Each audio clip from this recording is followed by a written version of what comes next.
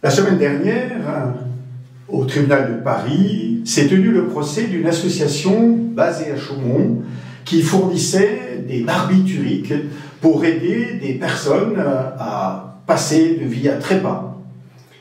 Parmi les différents témoins qui ont été sollicités, voici qu'un prêtre s'est présenté, avouant avoir eu recours pour son propre père à cette association afin d'abréger ses souffrances.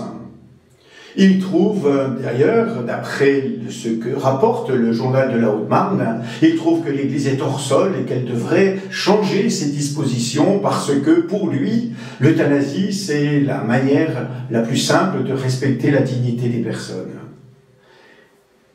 Est-il sûr qu'il en soit ainsi? Il avoue être pris dans un conflit un peu schizophrénique entre la conscience de l'Église qui dit « tu ne tueras pas » et son affection filiale qui lui faisait vouloir abréger, dit-il, les souffrances paternelles. Mais s'agit-il simplement d'abréger ou s'agit-il d'accompagner?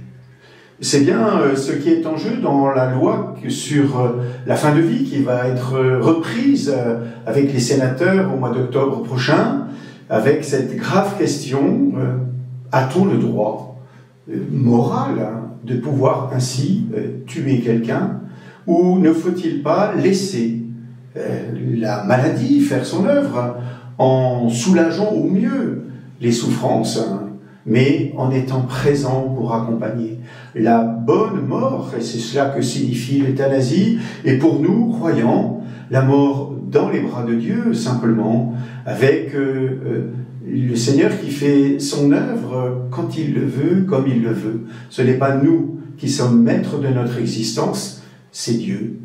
Accompagnons ceux qui sont en fin de vie pour leur permettre de goûter jusqu'au bout à la présence réconfortante d'êtres aimants et ainsi de pouvoir ouvrir alors leur cœur à l'amour plus grand qu'est l'amour de Dieu.